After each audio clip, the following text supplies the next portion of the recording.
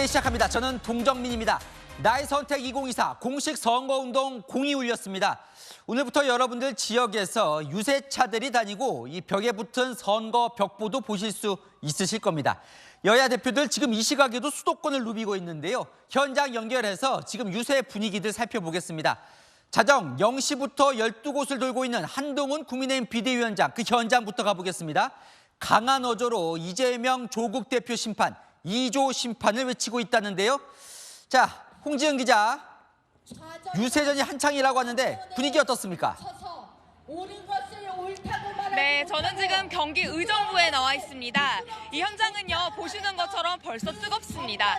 한동훈 국민의힘 비상대책위원장은 잠시 후 저 유세차에 올라서 지원 유세에 나설 예정인데요. 오늘 온종일 바쁘게 움직였습니다.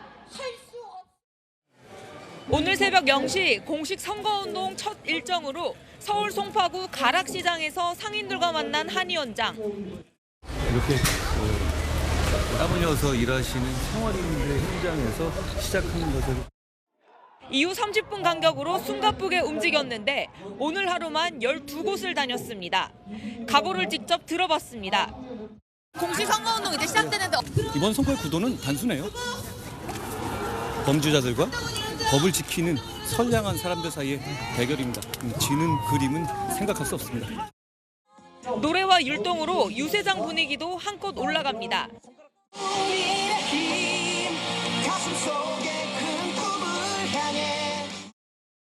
이곳은 젊은 층이 많은 서울 신촌 유세 현장입니다. 한동훈 위원장은 가는 곳곳마다 이재명 조국 2조 심판이 민생이라고 외치고 있습니다. 2조 심판은 민생입니다. 정치를 배가 찬 사람이 문제인 거지 정치 자체에는 죄가 없습니다. 다닐수록 발언 수위는 세집니다. 3년이 너무 긴 건 맞습니다. 그런데 뭐에 기냐? 이재명 대표와 조국 대표가 받는 재판 아무리 끌어봤자 3년 못 끕니다. 그분들은 당연히 받아야 할 법의 처단을 받을 겁니다. 그거에 피해가기에 3년은 너무 깁니다.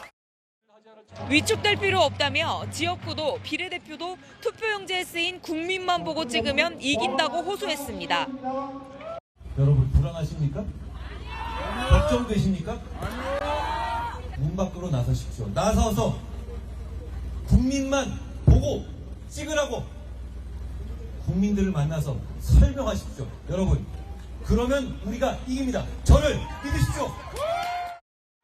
정부의 설탕, 밀가루, 라면 등 부가가치세 절반을 낮춰달라고 요청했다며 민생도 강조했습니다. 지금까지 유세 현장에서 채널A 뉴스 홍지은입니다. 자, 이번에는 이재명 민주당 대표가 있는 지역구 인천 계양 을로 가보겠습니다. 종일 심판 선거를 외치고 다녔는데요. 야권 인사들도 오늘 총출동했습니다. 전민영 기자, 그쪽 현장 분위기는 어떻습니까?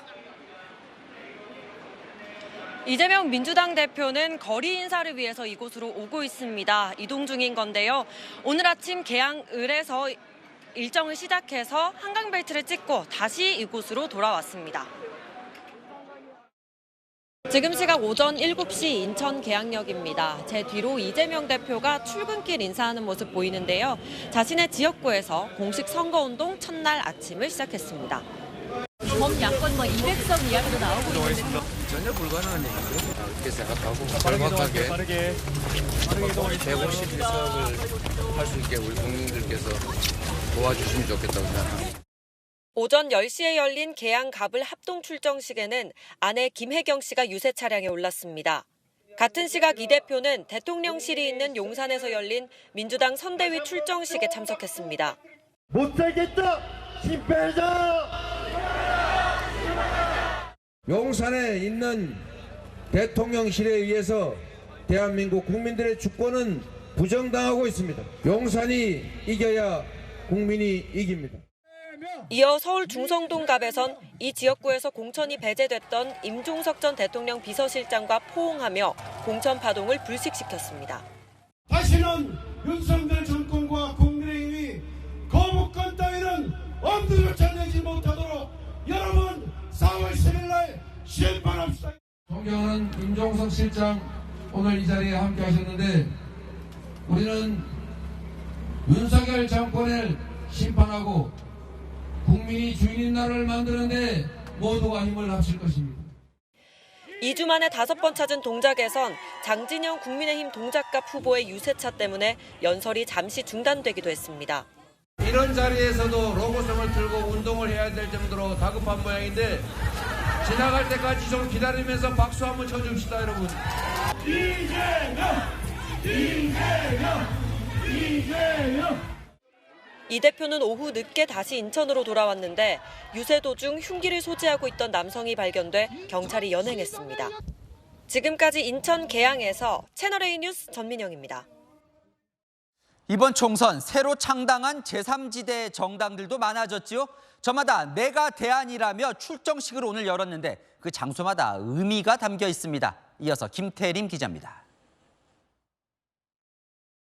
진보정당에 투표하고 큰 기대를 주셨던 국민 여러분들께 절을 올립니다. 녹색정의당은 유일한 현역 심상정 의원이 출마한 경기 고양시에서 큰 절로 출정식을 알렸습니다. 앞서 공식 선거운동이 시작된 자정엔 이태원 참사 현장을 찾았습니다. 새로운 미래는 자정이 되자마자 송파 가락시장을 찾아 상인들을 만났습니다. 출정식에서는 거대 양당이 놓치는 민생을 챙기겠다고 강조했습니다. 싸우기 바쁜 거대 양당 정치 사이에서 그래도 대화의 민주주의, 그래도 민생 먼저. 이낙연 새로운 미래 대표는 5.18 민주묘지 참배로 선거전을 시작했습니다. 개혁신당은 자정에 영등포 소방서를 찾았고 오후에는 영등포역에서 발대식을 열며 수도권에 집중했습니다. 정권 심판론에 가세했습니다.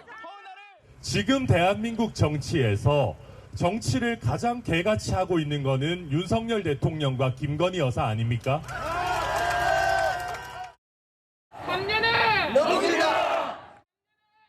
조국 혁신당은 조국 대표 고향인 부산에서 출정식을 열고 독재 정권 종식을 내걸었습니다.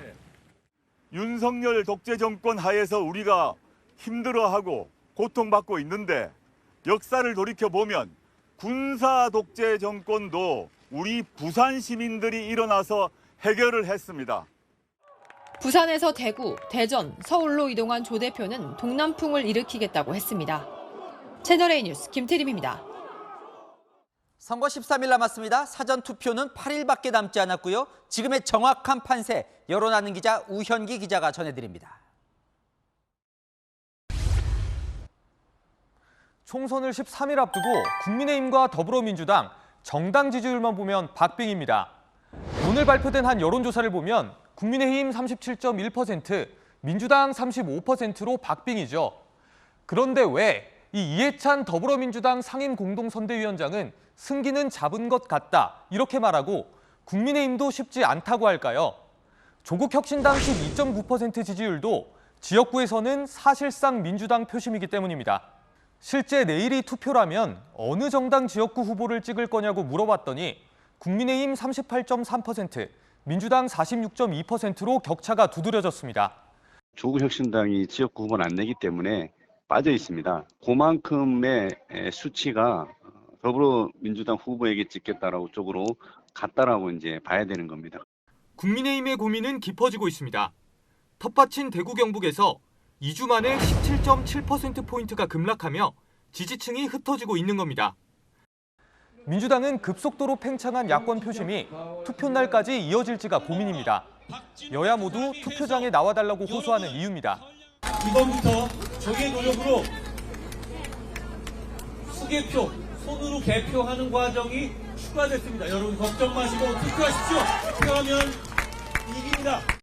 이번 4월 10일에는 투표에 반드시 참여해서 주변 사람들 반드시 참여시켜서 여러분의 권력을 확실하게 행사하고 중앙선관위에 따르면 이번 총선에 반드시 투표하겠다는 유권자 76.5%라고 하는데요. 지난 총선보다 높아졌습니다. 당연한 진리지만 더 많은 지지층을 투표장으로 끌어내는 정당이 승리합니다. 여론 아는 기자였습니다. 뜨거운 곳만 다니는 더 스팟 254 매일 전해드리고 있는데요. 오늘은 아예 담당 기자들을 스튜디오로 불러서 정확한 판세 그리고 현장 분위기까지 직접 들어보겠습니다. 정치부 배두원, 안보겸 기자 나와 있습니다. 자, 뜨거운 곳만 다니고들 있는데 현장도 뜨겁습니까? 네, 그렇습니다. 박빙인 격전지일수록 유권자들 반응도 더 뜨거웠고 더 극명히 갈렸다. 이렇게 한 문장으로 정리해 드릴 수 있습니다. 이 현장을 다녀보면 반드시 이겨달라, 지면 큰일 난다 같은 뉴스에 담기 어려운 노골적인 여야 지지 메시지도 있었고요. 당일 발표된 여론조사 결과까지 꿰고 있는 시민들 정말 많았습니다. 자, 격전지는 격전지였던 건데 그렇다면 더 스팟 2호사 기자들이 찍어주는 핫스팟, 더 스팟 중에 또 더 스팟, 여길 취재해 왔는데 서울부터 살펴볼까요? 네, 그렇습니다. 4년 전 총선 결과 보이시죠? 국민의힘 서울 강남 지역과 용산 제외하고는 참패했습니다. 이번에도 쉽진 않지만 5석 정도는 더 뺏어올 수 있다. 이렇게 보고 있습니다. 4년 전 이겼던 곳은 지켜내고 한강벨트에서 더 늘려보겠다는 건데요. 국민의힘이 꼽은 핫스팟은요. 강남 3구에서 유일하게 뺏겼던 송파평, 한강벨트의 중심 마포, 그리고 마지막으로 한강벨트 시작점인 강동을 차지하면 선방할 수 있다는 거죠. 그 중심에는 현역 의원 간의 대결, 진선미, 전주혜 의원이 맞붙은 강동갑을 최대 핫스팟으로 보고 있습니다. 네, 민주당은 4년 전 압승했던 지역을 다 지켜보겠다고 하는데요. 민주당도 한강벨트를 주목하고 있는데 지난 총선 때 아깝게 내줬던 용산 탈환을 노리고 있습니다. 이곳을 뺏어오면 서울은 안 봐도 압승일 거라고요. 이 더스팟 취재차 현장에 갔을 땐 국민의힘 지지자들도 결의를 다지고 있더라고요. 하지만 민주당의 최대 핫스팟을 꼽으라고 한다면 서울 동작을입니다. 이재명 대표 오늘도 갔는데 5번이나 가서 공들이고 있거든요. 류사명 후보가 거물급 여권 정치인 나경원 후보를 꺾는다면 서울 강남까지 정권 심판 바람을 확산시킬 수 있다고 보는 겁니다. 자, 그다음에요. 의석수가 가장 많은 경기가 중요하죠. 59석 중에 4년 전 민주당이 51석을 휩쓸었거든요. 자, 민주당 먼저 볼까요? 어떻게 봅니까 지금? 네, 4년 전에 이겼던 곳은 다 지켜낸다. 이게 민주당 1차 목표입니다. 민주당은 한 곳을 더 노리는데요. 경기 분당갑입니다. 4년 전에는 뺏겼는데 안철수 후보에 맞서 이광재 후보로 맞불을 놨죠. 이곳까지 이기면 경기 압승할 수 있다고 보는 겁니다. 국민의힘은 더 이상 물러날 곳이 없다. 이렇게 배수진을 쳤습니다. 지난 총선 때 경기도 59석 중 단 7석만 차지했었습니다. 수원을 꼽았는데요. 핫스팟으로 지난 총선 때 5군데 다 졌었는데 일찌감치 영입인사 3명을 내려보냈고 해볼만하다 이렇게 보고 있습니다. 범죄 심리학자 이수정 후보를 내려보낸 수원정을 뺏어오면 주변에 있는 용인, 화성까지도 해볼만하다고 최대 핫스팟으로 꼽았습니다. 자, 핫스팟을 쏙쏙 지금 보고 있는데 빼놓을 수 없는 게 지금 낙동강 벨트입니다. 여기가 지금 아주 중요한데 핫스팟. 이번엔 국민의힘부터 들어볼까요? 네, 당내에서는요. 낙동강 상륙작전이라고 표현할 만큼 낙동강 벨트에 엄청나게 신경 쓰고 있습니다. 왜 그러냐? 민주당에게 그만큼 많이 뺏겼던 곳이기 때문입니다. 9개 의석 중 5개를 뺏겼는데 최소 2석은 더 가져와서 우위를 점하겠다고 밝혔고요. 반드시 가져오겠다고 한 곳 있었는데요. 경남지사 출신 삼선 김태우 국민의힘 후보를 구원투수로 내려보낸 경남 양산을입니다. 민주당은 낙동강 벨트뿐 아니라 부산까지 상륙하겠다고 노리고 있습니다. 압승했던 지난 총선에서도 단 3석밖에 못 가져갔던 게 부산이거든요. 민주당은 부산 진갑을 핫스팟으로 보고 있습니다. 구청장 출신 지명직 최고위원 서은숙 민주당 후보를 내세운 지역구인데 여기를 이기면 주변 강서, 사상 등 이 부산 본토 상륙도 넓힐 수 있다고요. 자, 여야 핫스팟을 들어봤는데 지역구는 더 스팟 2호사 254개예요. 지금 전국 판세는 어떻게 보는 거예요? 국민의힘은요. 지금 현재 기준으로는 지역구 90에서 100개 정도 우세다. 그러니까 120석 정도 상황이라고 보고 있습니다. 하지만 박빙 열세인 곳이 많은 만큼 지지층이 결집하면 뒤집을 수 있다. 이렇게 보고 있습니다. 이 민주당은 130석 정도는 안정적이라고 보고 있는데요. 이 박빙인 곳, 제가 전해드린 핫스팟을 잡으면 단독 과반이 가능하다고 보고 있습니다. 네, 잘 들었습니다. 남은 기간도 더 스팟 잘들 취재해 주시기 바랍니다. 배두원, 안보겸 기자와 살펴봤습니다. 네, 국민의힘은 반전카드로 국회 세종시 완전 이전을 띄우려 애를 쓰고 있습니다. 충청권 후보 모두 모여서요. 민주당은 반대는 아니지만 선거 뒤집으려고 막 던지는 거라고 비판했습니다. 최수연 기자입니다.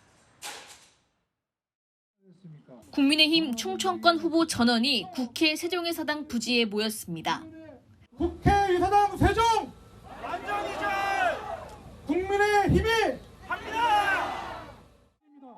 총선에서 승리해 한동훈 비대위원장이 약속한 국회 세종시 완전 이전을 반드시 해내겠다고 목소리를 높였습니다. 지역의 경제 활성화를 도모하는 커다란 계기가 될 것입니다, 여러분.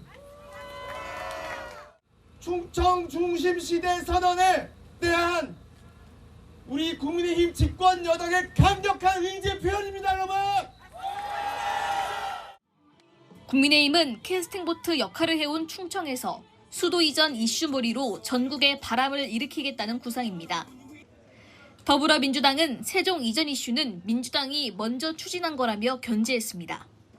그간의 소극적이거나 부정적 태도를 버리고 비록 선거 기간 중에 갑작스럽기는 하지만 그런 제안을 해온 것에 대해서 저희들이 긍정적으로 얼마든지 논의할 수 있다. 한 위원장이 선거 판세를 바꾸고 싶어 무리하게 내세우는 카드라고 평가절하하기도 했습니다. 민주당 관계자는 우리가 반대하지 않으면 큰 이슈가 될 수 없는 이슈라고 했습니다. 최리 뉴스 최순입니다. 네, 선거운동이 시작됐는데 후보들 논란이 잦아들지 않고 있습니다. 특히 박은정 전 부장검사의 재산이 논란이었는데 변호사인 남편이 다단계 사기를 변호해서 재산을 늘렸다는 의혹이 나왔습니다. 남편인 이종근 변호사는 조금 전 논란이 되는 사건은 모두 사임하겠다고 밝혔습니다. 김호영 기자입니다. 조국혁신당 비례대표 1번을 받은 박은정 전 부장검사가 선관위에 총 49억여 원의 재산을 신고했습니다. 한 해 사이에 41억 원가량 증가했는데 남편인 이종근 변호사의 예금이 크게 늘었습니다. 이 변호사가 대검 형사부장 출신이다 보니 전관예우 의혹과 많은 피해자를 양산한 다단계 사기업체를 변호해 재산을 증식했다는 의혹이 제기됐습니다. 이종근 변호사는 입장문을 내고 저의 사건 수임은 배우자와 무관한 일이라며 논란이 된 관련 사건들은 모두 사임하겠다고 밝혔습니다. 그러면서 윤석열 대통령과 척을 졌는데 이 정권에서 전관예우를 받을 입장이 아니라고 설명했습니다.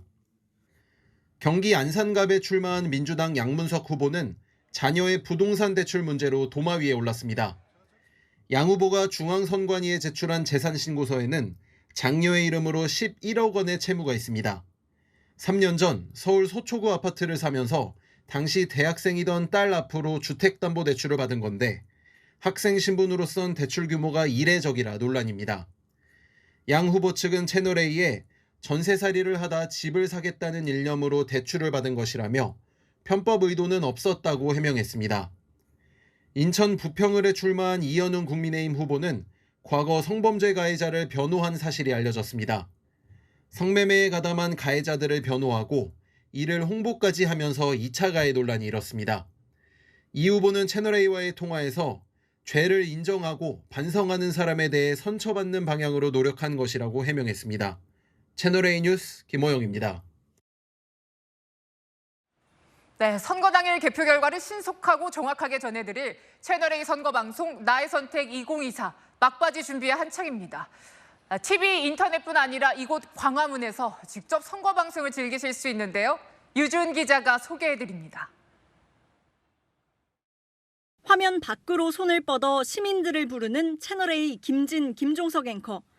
서울 광화문 세종대로 사거리 일민미술관 위에 설치된 대형 커브드 전광판 A큐브입니다. 4월 10일 총선 당일 광화문을 지나는 누구나 A큐브를 통해 득표 정보와 함께 화면 밖으로 튀어나오려는 후보들의 모습을 볼 수 있습니다. 광화문역 5번 출구 앞 채널A 오픈 스튜디오를 지나 이곳 청계광장에서는 전국 254개 지역구를 카토그램으로 구현한 대형 지도 A맵으로 실시간 개표쇼가 펼쳐집니다. 신속하고 확실하게. 궁금한 정보만 깔끔하게. 채널A는 지난 대통령 선거 당시 높은 적중률을 자랑했던 알파A에 이어 자체 예측 조사도 실시합니다.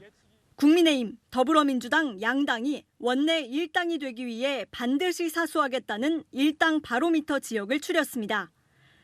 예측조사 결과는 투표가 끝나는 오후 6시 나의 선택 2024에서 공개됩니다. 나의 선택 2024에서는 채널A 간판 앵커들의 진행을 중심으로 김영호 전 국회의장과 유인태 전 청와대 수석 등 정치 티처스들의 심층 분석이 이어집니다. 채널A 뉴스 유주은입니다.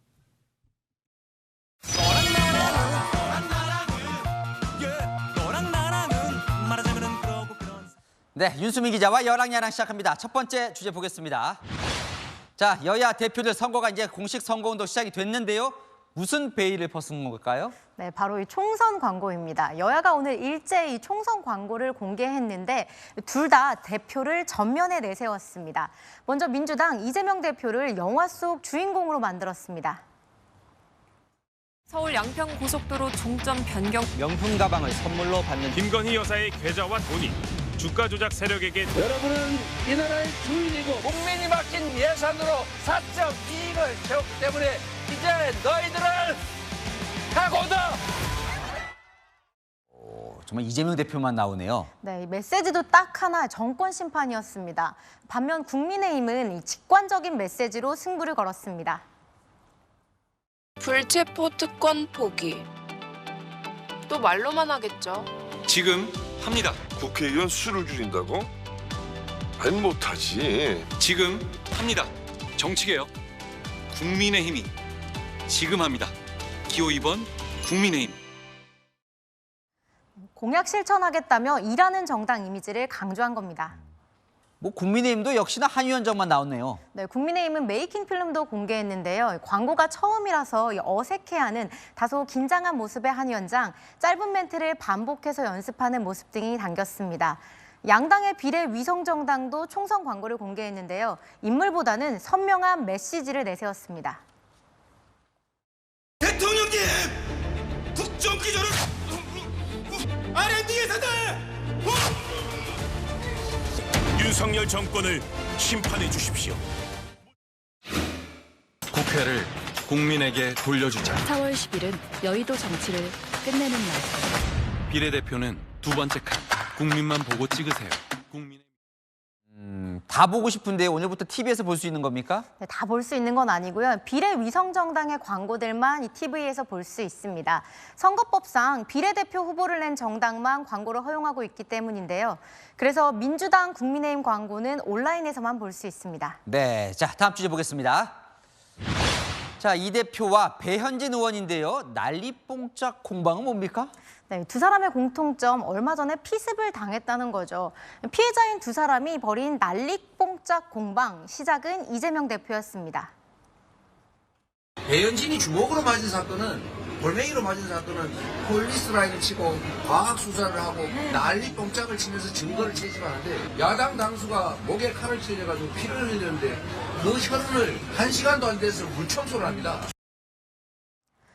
자신과 배 의원의 피습 사건 처리 과정이 달랐다는 겁니다. 그러니까 경찰의 대응이 달랐다, 이 부분을 지적하는 건데 공방이라고 하는 거 보니까 또 배 의원이 뭐라고 했겠네요. 네, 배 의원 SNS에서 오늘 맞받아쳤는데요. 난리뽕짝을 언급할 정도로 분별 없을 줄은 몰랐다.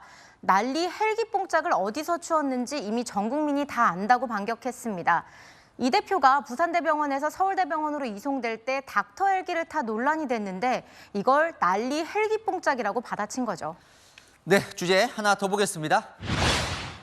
김남국 더불어민주연합에 입당했다고 전해드렸는데 코인이고요. 재산이 2배가 됐어요? 네, 올해 처음으로 가상자산을 재산 등록에 포함했는데 그래서 재산이 2배가 됐습니다. 2024년 공직자 재산 변동 내역을 보면 김남국 의원이 약 15억 원의 코인을 보유해 가상자산 보유 1위에 올랐습니다. 전체 가상자산 신고액이 18억 4천만 원인데 이 중 81%를 김남국 의원이 차지한 건데요. 투자한 코인만 해도 78종입니다. 지난해와 비교해보면 코인이 재산에 포함되면서 자산이 30억대로 2배가량 증가했습니다. 와우, 30억대. 자, 다른 의원들도 좀 궁금한데요. 네, 가상자산을 보유했다고 신고한 의원 총 20명인데요. 김 의원의 뒤를 이어 2위는 이명수 의원의 배우자와 장남이 1억 9천여만 원, 조홍천 의원의 두 아들이 2,900만 원 순이었습니다. 그러니까 다른 의원들은 이제 가족들이 보유한 것까지 포함해서 세는군요. 김 의원 더불어민주연합에 들어갔잖아요. 뭐 합니까? 네, 안 그래도 궁금했는데 오늘 이 김 의원의 모습이 포착됐습니다. 더불어민주연합 총선 출정식에 나타난 건데요. 더불어민주연합 오늘도 민주당과 함께 표를 몰아달라며 몰빵론을 외쳤습니다. 아, 식빵 탈쓴 사람이네요. 네, 자세히 보시면 식빵 탈쓴 사람 중에 김남국 의원이 있습니다. 네, 몰빵이라는 글자도 들고요. 열심히 하네요. 네, 김 의원 비례대표 후보자가 아니다 보니 탈까지 쓰면서 선거운동에 나섰는데요. 하지만 같은 날 코인 보유가 또다시 주목을 받으면서 코인 몰빵이냐는 비판도 나왔습니다. 코인 논란, 김 의원에겐 좋은 글씨처럼 계속 따라붙네요. 네, 지금까지 여랑야랑이었습니다. 다음 소식입니다. 이 대형 병원 전공의들 잠 못 자고 혹사당하는 걸로 유명하죠. 정부가 필수 의료 전공의들에게 수련 수당을 100만 원 더 주고 근무 시간은 줄이는 처우 개선에 나섭니다. 병원을 떠난 전공의들 달래기에 나선 건데 전공의들은 아직 묵묵부답입니다. 정성원 기자입니다. 오는 5월부터 전공의 근무 시간을 단축하는 시범 사업을 시작합니다.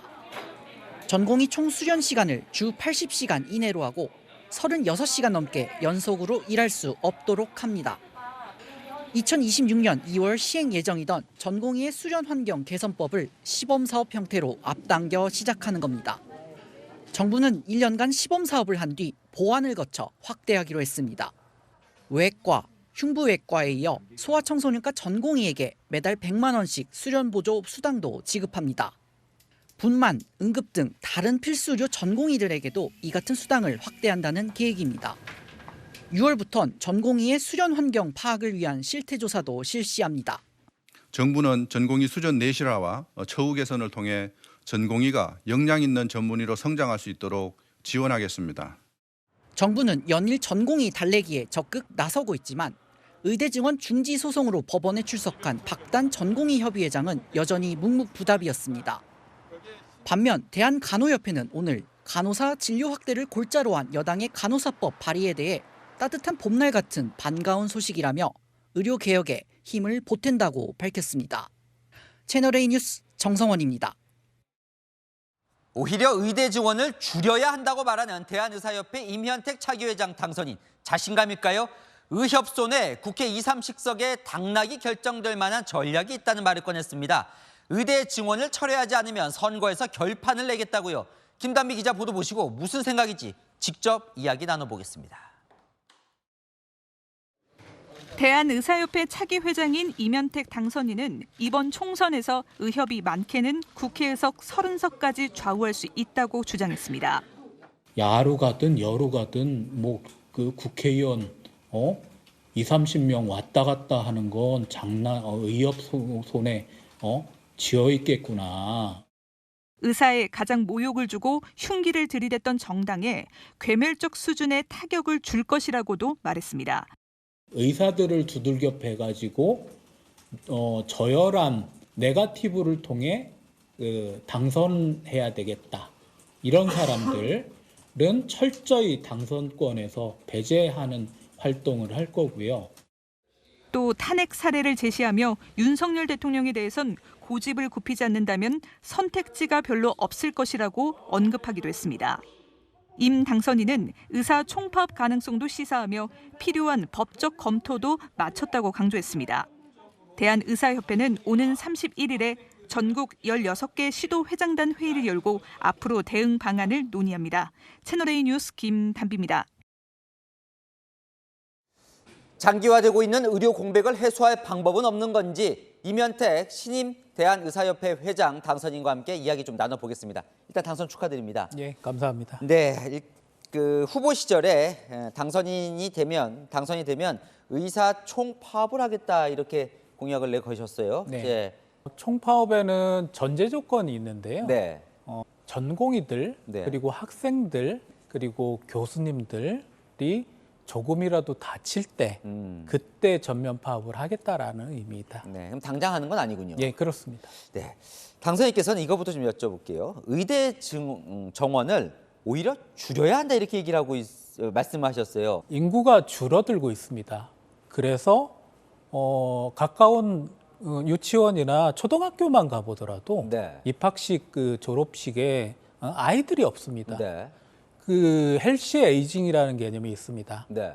상당히 예전에 비해서 노인분들이 그 건강하게 오래 산다. 네. 그런 개념인데 그렇기 때문에 노인 인구가 증가한다라고 해서 그에 비례해서 그 의사들이 그렇게 많이 필요하다. 그런 것은 아니라고 그 연구 결과가 나오고 있습니다. 네. 지역에는 의사가 없는 게 아니라 네. 환자가 없습니다. 네. 그렇기 때문에 지역에 개업하신 분들이 병원 유지가 안 돼가지고 지역에서 병원을 열 수가 없는 상태고요. 네. 자, 그러면요. 지금 생각과 정부 생각이 완전히 좀 달라요. 네. 일단 만나서 대화는 그러면 할 수는 있는 거 아닙니까? 대화 저희도 하고 싶습니다. 네. 그런데 현재 상태에서는 대화 상대방을 생각을 안 할 수가 없는데 네. 복지부 쪽 대화 파트너는 분명히 이제 장차관이 될 겁니다. 이 사태에 책임이 있는 사람들하고 대화를 한다는 것 자체가 말이 안 된다라고 생각을 하고요. 네. 예, 그렇기 때문에 그 사람들은 분명히 파면이 돼야 된다라고 생각을 하고. 네. 일단 그러면 장차관 파면이 없이는 일단 대화는 현재로는 어렵다. 예, 어렵습니다. 그러면 혹시 정부에서 당선되시고 나서 만나다는 얘기는 없으셨습니까? 예, 아직? 전혀 연락 없었습니다. 아, 그래요. 자, 그러면 환자 입장에서는 결국은 의료 공백이 해소돼야 되는 게 일단 중요하거든요. 네. 이 부분은 그러면 전공의들이 좀 복귀를 먼저 하고 이 문제를 좀 풀 수 있는 방법은 없겠습니까?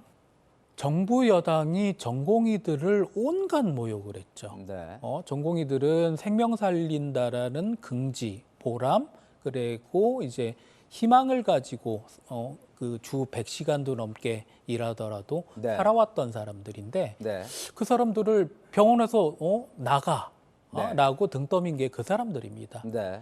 그래서 그런 그 근본적인 문제가 해소가 되지 않는 상태에서 다시 들어가서 일하라? 그건 전공의들한테 너무 가혹한 주장이라고 생각을 합니다. 네. 그럼 환자들은 어떡합니까?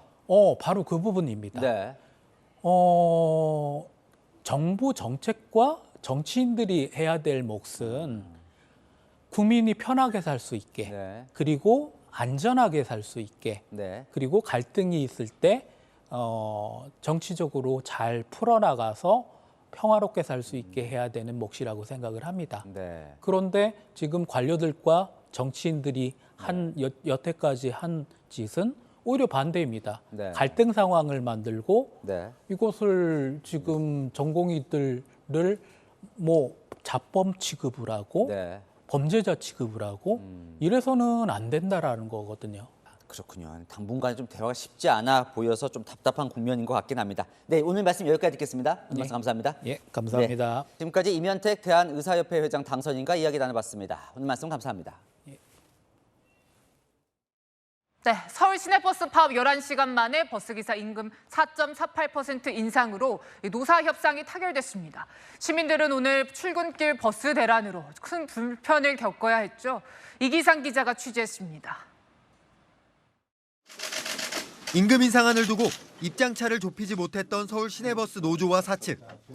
파업 시작 11시간 만인 오후 3시쯤 임금 인상률 4.48%, 명절 수당 65만 원 신설에 합의했습니다.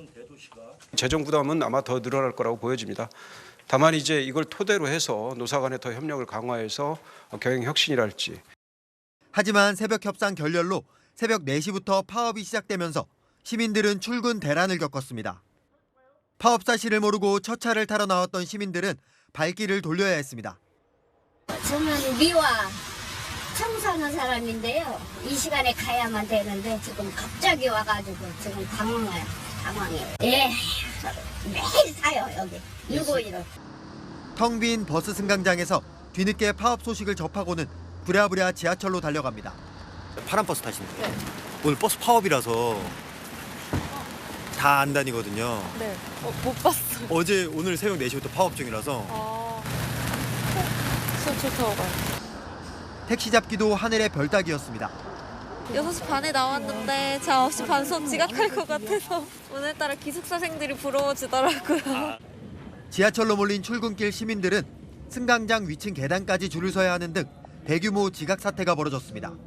서울시는 협상이 타결된 3시부터 버스 운행이 정상화돼 퇴근 시간대에는 문제가 없다고 밝혔습니다. 채널A 뉴스 이기상입니다. 한미약품그룹의 창업주 일가에서 2달간 경영권 다툼이 이어졌죠. 이른바 남매의 난, 장차남의 역전승으로 끝났습니다. 작고한 창업주의 부인과 장녀가 주도한 OCI그룹과의 통합은 무산됐습니다. 박지혜 기자입니다. 2달간 이어진 한미약품그룹 일가의 경영권 싸움이 임종윤, 임종훈 형제의 역전승으로 끝났습니다. 주주총회에서 에너지기업 OCI와의 통합을 결정할 이사진 구성을 표결에 붙였는데 주주들이 통합을 반대한 형제 측에 손을 들어준 겁니다. 임종윤, 임종훈 등 2인, 이타 비상무이사, 권규찬, 배도경 등 2인, 5인의 후보자들이 이사로 선임되었음을 선포합니다. 작고한 창업주의 부인 송영숙 회장과 장녀 임주현 부회장은 상속세 마련을 위해 OCI와의 통합을 주장해왔습니다. 형제들은 이를 반대해 지난 25일 사장직에서도 해임됐습니다. 주총 시작 전만 해도 모녀 측 우호 지분이 약 2%포인트 앞선 걸로 예측됐지만 투표 결과 형제 측 후보 5명이 찬성률 52% 내외로 전원 선임됐습니다. 반면 모녀 측 후보 6명은 약 48%의 찬성표를 얻는 데 그쳤습니다. 승부를 가른 것은 개인 주주들이었습니다. 한미가 OCI와의 통합을 위해 신주를 발행하겠다고 밝힌 만큼 지분이 희석될 가능성을 우려해 반대했다는 해석도 나옵니다. 한미사이언스의 주주라는 한 원팀은 법원도 이기고 연금도 이기고 다 이겼습니다. 우리 가족들도 다 같이 얘기할 수 있도록 그런 자리를 만들 거고요. 회사 발전에 대해서도 조금 더 집중하고. OCI와의 통합이 무산된 가운데 경영권이 형제로 넘어가는 과정에서 진통도 예상됩니다. 채널A 뉴스 박재입니다.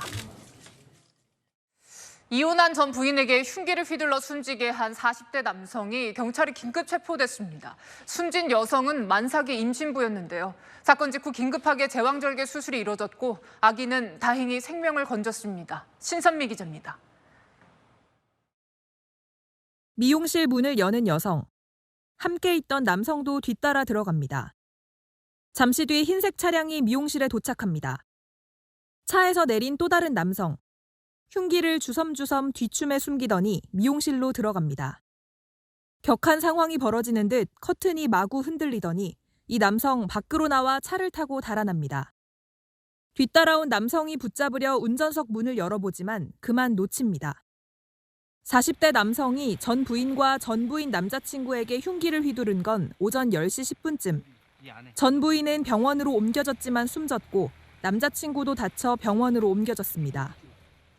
전 부인은 만삭의 임신부였는데 사건 직후 제왕절개로 태어난 아기는 생명에 지장이 없는 것으로 알려집니다. 추격에 나선 경찰은 1시간 만에 남성을 전북 김제에서 긴급 체포했습니다. 이 과정에서 남성은 자해를 해 병원으로 옮겨졌는데 의식이 없는 상태입니다. 좀 크게 다쳐서 조사는 불가한 상태예요. 제가 검거하고 차 맞고 차에 들어갔을 때 이미 자해한 상태였고요. 남성은 숨진 전 부인과 1, 2년 전 이혼한 것으로 파악됐습니다. 범행을 왜 저질렀는지는 아직 밝혀지지 않았습니다. 경찰은 남성이 회복되는 대로 조사를 벌인 뒤 구속영장을 신청할 방침입니다. 채널A 뉴스 신선미입니다. 40kg에 달하는 대형견이 주인을 덮쳐서 70대 남성이 목과 머리를 다쳤습니다. 경찰이 테이저건으로 대형견을 제압했는데요. 김세인 기자입니다. 어디론가 긴급하게 출동하는 경찰차. 가정집 대문을 열고 들어가자 마당 안쪽에 노인이 쓰러져 있습니다. 경찰관이 다가가려 하자 옆에 있던 가족이 다급하게 소리칩니다. 잠깐만 기다리세요. 아니. 경찰관을 발견하고는 달려드는 대형견. 경찰관은 당황하지 않고 곧장 테이저건을 발사해 개를 제압합니다. 어머니 얼른 나가시고 얼른 나가세요 아버님은. 나가서 치료 소방관님 잡아주세요. 지난달 27일 대형견이 사람을 물었다는 112 신고가 들어왔습니다. 40kg에 달하는 개의 무게를 낡은 목줄이 버티지 못해 끊긴 겁니다. 걔가 이제 그 먹이를 보고 갑자기 흥분하면서 앉아있는 할아버지한테 달려들었다고 하더라고요. 현장에 도착한 경찰은 함께 있던 손주를 가장 먼저 밖으로 대피시켰습니다. 개의 목과 머리 부위를 물린 70대 남성은 입원 치료를 받고 퇴원했습니다. 제압된 대형견은 소방구조대에게 인계됐습니다. 채널A 뉴스 김세인입니다. 네, 주차 중인 차량에 골프공이 떨어졌습니다. 유리창이 산산조각 났는데요. 자칫하면 지나가던 행인이 맞을 수도 있는 상황이었습니다. 주민들은 이 골프공이 근처 골프 연습장에서 날아왔다고 주장하고 있습니다. 이혜주 기자입니다. 초록색 그물망 옆 인도를 걸어가는 남성. 갑자기 하늘에서 하얀 물체가 떨어집니다. 남성은 깜짝 놀라 몸을 움츠리며 물체가 날아온 방향을 바라봅니다. 바로 옆에 주차된 차량에도 떨어진 물체, 골프공입니다. 차량 앞유리는 금이 같고 옆문은 골프공 모양대로 찌그러졌습니다. 혹시 우박 떨어진 거 아니냐라고 물어봤는데 골프공이 떨어졌다고 하시더라고요. 주차된 차량으로 골프공이 날아온 건 지난 22일 오후 6시쯤. 차 안에 타고 있던 차주는 골프공의 위력에 놀라 바로 옆 골프 연습장 측에 사고 사실을 알렸습니다. 차량 피해 입은 것처럼 그 세기로 사람이 맞았으면 어떻게 됐을까라는 생각이 제일 커서 그분이 맞았으면 진짜 아찔한 사고가 있었을 것 같아서. 골프 연습장 측은 차량 보상은 해주겠다면서도 자신들의 시설에는 전혀 문제가 없었다는 입장입니다. 이게 이중망이에요. 망이 두 개가 있어가지고 설사 하나가 떨어진다 그래도 뒷망이 또 막아줘요. 나갈 수는 절대 없는데. 관할 지자체인 시흥시청은 오늘 골프 연습장에 대한 안전점검을 실시하고 추가로 사건 경위를 파악할 계획이라고 밝혔습니다. 채널A 뉴스 이혜주입니다. 국내 방산업체 퇴직자들이 총기 부품 등 266억 원에 이르는 군수물자를 중동 방산업체에 몰래 팔아오다 적발됐습니다. 전 직장에서 빼돌린 도면과 실험 자료로 만든 건데 기계 공구나 철강 제품인 것처럼 속여서 불법 수출했습니다. 배영진 기자입니다.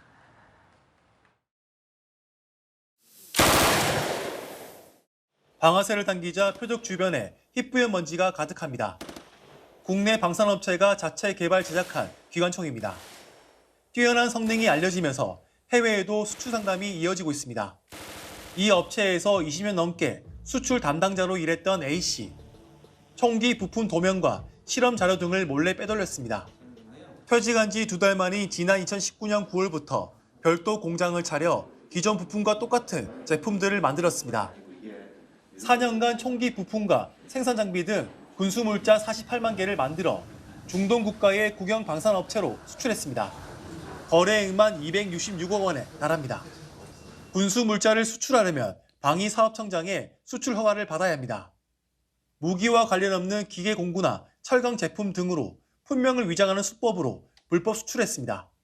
방위사업청에 문의를 할 때 무기 제조용 생산 장비다라고 얘기하지 않고 일반적인 생산 장비다. 이거 수출 허가를 받을 수 있느냐 이렇게 문의를 했었습니다. 국영 방산업체는 원하는 대로 부품을 공급하겠다는 제안에 이들과 거래한 것으로 파악됩니다. 국내 방산업체는 중동 지역 거래 물량이 끊기는 피해를 감수해야 했습니다. 회사에서 입은 피해가 사실상 수백억 원에 달합니다. 회사에서도 영업비밀 누설 및 손해배상 청구 등을 진행 중에 있고 부산세관은 A씨와 공범 등 2명을 적발해 검찰에 넘겼습니다. 채널A 뉴스 배영진입니다. 네, 불법으로 자동차 운전면허 도로 연수를 하는 사설업체가 활개를 치고 있습니다. 학원 비용이 부담스러운 대학생이나 사회 초년생들이 몰리고 있는데요. 아찔한 도로 연수 현장, 강보인 기자가 취재했습니다. 제 옆으로 보이는 이 노란 자동차, 운전면허 전문 학원의 교육용 차량입니다. 그런데 이 노란 자동차가 아닌 일반 차량을 개조해 불법으로 도로 연수를 하는 일이 성행하고 있다고 합니다. 현장으로 가보겠습니다. 인천의 한 운전면허 학원. 강의실은 텅 비었고 수강생을 태우고 교육해야 할 노란색 연수 차량은 모두 주차장에 서 있습니다. 그 돈이 사실 대학생 입장에서는 너무 부담이 많이 되는 돈이기도 하고 그래서 많이들 요즘에는 안 따는 것 같아요. 인건비와 시설 유지비가 오르며 학원비는 70에서 80만 원 선, 도로 연수까지 추가하면 100만 원에 육박합니다. 학원비가 오르며 수강생은 줄고 문 닫는 학원은 늘고 있습니다. 도로연수 교육을 받아야 되는데도 불구하고 실질적으로 입학은 전무한 상태거든요. 불법으로 도로연수를 하는 그런 업체의 비용이 워낙 싸다 보니까. 인터넷에는 학원 절반가량의 비용으로 교습을 해주겠다는 소개업체가 즐비합니다. 집까지 찾아가고 모셔다 드리고 그러잖아요. 그러면서도 학원비가 싼 거는 사설 학원이에요. 운전면허증이 있는 기자가 소개업체를 통해 도로연수를 직접 받아봤습니다. 정식 교육 차량에는 강사가 앉는 조수석에 발로 작동하는 브레이크가 있지만 사설 교습 차량에는 손으로 제동하는 이른바 윙브레이크만 임시로 설치해놨습니다. 힘이 약한 손으로 제동하다 보니 돌발 상황 대응이 발제동보다 느릴 수밖에 없습니다. 전화 상담 땐 사고가 나도 보험 처리가 가능하다고 했지만 막상 연수가 시작되자 말이 달라집니다. 차 보험이 되어 있어도 차 갖다 박으면 문제가 되는 거야. 금액이 발생이 돼. 개인이 아무런 자격 없이 자기 차로 보험도 확인이 안 되고 불법 강사가 의자 밑에다 카메라를 설치해 놓고 촬영을 해서 교습 차량은 규정에 맞춰 안전장치를 설치하고 경찰청에 등록해야 합니다. 등록하지 않고 운전교습을 하면 2년 이하 징역형 또는 500만 원 이하의 벌금형에 처해집니다. 전문가들은 인터넷 등을 통해 수강생을 모집, 불법 교습을 알선하는 업체들에 대한 처벌 규정이 없다 보니 더 활개를 치고 있다고 지적합니다. 현장 카메라 강보인입니다. 북한과 중국에 걸쳐 있는 백두산, 중국 쪽에선 창바이산이라고 부르죠. 최근 중국 쪽 지역이 유네스코 세계지질공원에 먼저 지정이 되면서 이 국제사회에 백두산이 창바이산으로 알려질까 걱정이란 반응이 나옵니다. 정다은 기자입니다. 현지 시각 어제 유네스코 세계지질공원의 중국명 창바이산으로 지정된 곳은 백두산의 중국 쪽 지역입니다. 유네스코 측은 지정 배경으로 창바이산을 지린성 남동부에 있는 화산활동의 야외교실 같은 곳이라고 소개하기도 했습니다. 북한과 중국은 각각의 지역을 2019년과 2020년 잇따라 신청했습니다. 신청 면적 기준으로 중국이 2배 더 넓습니다. 북한은 코로나19로 국경이 통제돼 실사가 지연되면서 중국이 먼저 속도를 내게 된 겁니다. 일각에선 국제사회에서 백두산이 창바이산으로 불리고 더 나아가 중국 역사의 일부분으로 알려지는 것 아니냐는 우려도 나옵니다. 백두산이라는 명칭이 혹시라도 가려워질까 봐 그런 것에 대해서는 우리가 백두산 명칭을 좀 널리 알리고 이런 부분이 필요하지 않을까. 우리 정부도 예의주시하고 있습니다. 백두산은 한국인들에게 매우 중요한 의미를 가지고 있는 산이며 나머지 부분의 세계지질공원 지정 추진도 기대한다고 밝힌 바 있습니다. 백두산의 북한 부분도 이름을 올려 최소한 2 명칭이 병기될 수 있도록 노력해야 한다는 지적이 나옵니다. 채널A 뉴스 정다은입니다. 합계 출산율 2.1명이 안 되면 저출산으로 분류합니다. 북한은 1.8명, 그래도 우리나라나 다른 선진국들보단 형편이 낫지만요. 이것도 비상이다. 극단적인 대책들을 발표하고 있습니다. 권갑구 기자입니다. 아이들이 북한 인공기가 그려진 옷을 입고 노래를 부릅니다. 이들을 포함해 총 5명을 낳은 다산 여성을 자랑스러운 여성이라며 북한 관영 매체가 소개했습니다. 아이를 많이 낳았을 뿐인데 용광의 대장으로 불러주시고 대를 두고 기리전할 기념사진도 찍어주셨으니. 이처럼 최근 북한 방송에서는 어머니나 다산을 강조하고 있는데 그만큼 저출산 문제를 심각하게 보고 있는 겁니다. 2000년대 출산율 2명대가 무너진 이후 현재 1.8명대로 낮아진 것으로 나타났습니다. 최근 조총련 기관지 조선신보 기사에 실린 살림집 관리법의 해설을 살펴보니 파격적인 출산 대책도 나타났습니다. 결혼 전 독신자에게는 살림집을 배정하지 말아야 한다는 내용으로 기존 법에는 없던 내용을 지난해 10월 법을 제정하면서 추가한 것으로 보입니다. 출생률 감소를 막고 어린이 보육 교양을 잘하는 문제도 모두 어머니들과 힘을 합쳐 해결해야 할 우리들 모두의 집안의 일입니다. 북한은 최근 민심을 다독이기 위해 살림집 건설과 제공을 적극 선전 중인데 이를 출산 유인책으로도 10분 활용하고 있다는 분석입니다. 채널A 뉴스 권갑구입니다. 주중 한국 대사가 같은 대사관 직원에게 갑질 의혹 신고를 당했습니다. 상당히 이례적인 상황인데요. 외교부가 진상 파악에 나섰습니다. 베이징 이윤상 특파원입니다. 정재호 주중 한국 대사가 함께 근무 중인 대사관 주재관에게 이른바 갑질 의혹 신고를 당한 건 이달 초입니다. 외교 소식통들에 따르면 외교부가 아닌 다른 부처에서 파견된 주재관 A씨는 업무 처리와 관련해 정 대사로부터 인신공격에 가까운 폭언을 몇 차례 들은 걸로 알려졌습니다. 참다 못한 A씨는 정 대사의 발언을 녹음한 뒤 파일을 외교부에 낸 걸로 알려졌습니다. 우리나라의 주요국으로 불리는 이른바 4강 대사가 같은 대사관 직원에게 고발된 건 이례적입니다. 정 대사는 취재진의 질문에 입을 굳게 닫았습니다. 인성 폭언 논란 대해서 한 말씀 드리러 왔습니다. 대신 서면 입장문을 통해 일방적 주장이라며 명예가 걸려 있으니 추측을 자제해달라고 밝혔습니다. 학자 출신의 정 대사는 윤석열 정부의 첫 주중대사로 2022년 8월 부임했습니다. 외교부는 사실관계 조사에 나섰습니다. 한중 외교가에서는 정 대사를 둘러싼 논란이 대중 외교의 악재로 작용할 가능성을 배제할 수 없다며 우려했습니다. 베이징에서 채널A 뉴스 이윤상입니다. 샌프란시스코의 이정우가 내일 새벽 메이저리그 데뷔전에 나섭니다. 팀은 특별 다큐멘터리를 공개하며 기대감을 드러냈습니다. 정윤철 기자입니다. 샌프란시스코 유니폼을 입고 프로필 촬영에 나선 이정우. 카메라 앞에서 흥겹게 몸을 흔들고 당당하게 태극기를 펼칩니다. 이정우의 빅리그 준비 과정이 담긴 다큐멘터리입니다. 모든 부분, 생활, 또 운동장, 또 이렇게 해주는 대우 같은 게 다 너무 신기한 것 같아요. 6년간 1,484억 원의 특급 계약을 맺은 이정우는 팀의 록스타로 통합니다. Sort of Elvis Presley level energy when he, walks out through the on deck circle.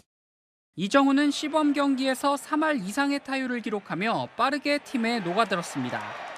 He kept telling me, I want you to treat me like a rookie. I want you to treat me like a rookie. I was like, well, not many rookies have MVPs. Always smiling. I think that's something that as a team we really needed, and he's one of the most respectful people I've ever met. 내일 이정우는 김하성의 샌디에이고를 상대로 정규 시즌 데뷔전을 치릅니다. 샌프란시스코는 오늘 샌디에이고에 도착한 이정우의 사진을 SNS에 올리며 기대감을 드러냈습니다. 이정우는 자신감 있게 첫 발을 내딛겠다는 각오입니다. 꿈꿔온 일을 하게 됐기 때문에 압박은 별로 없는 것 같아요. 갖고 그냥 항상 즐거운 것 같은데요. 채널A 뉴스 정희철입니다. 전설의 복서 마이크 타이슨이 테니스 경기장에서 경비 요원에게 제지당하는 모습이 중계 카메라에 포착됐습니다. 방송 진행자는 용감한 경비 요원이라고 치켜세웠는데요. 무슨 일이 있었던 건지 이현용 기자가 보도합니다. 테니스 경기 중계 카메라가 관중석을 향합니다. Mike Tyson in the house. 플레이가 진행 중일 땐 좌석으로 이동할 수 없기 때문에 경비 요원에게 제지당한 겁니다. 기분이 상했지만 규정을 지키는 경비 요원에게 화를 낼 수도 없습니다. 중계 카메라는 경기 대신 타이슨의 모습을 비춰줍니다. Brave? That's right, make a friend. He's saying, listen, this is Mike Tyson. 타이슨은 사실 열혈 테니스 팬입니다. 딸 밀란이 테니스 선수가 되면서 자연스레 테니스 광이 됐습니다. 57살에도 탄탄한 몸매를 자랑하는 타이슨은 최근 맹훈련에 돌입했습니다.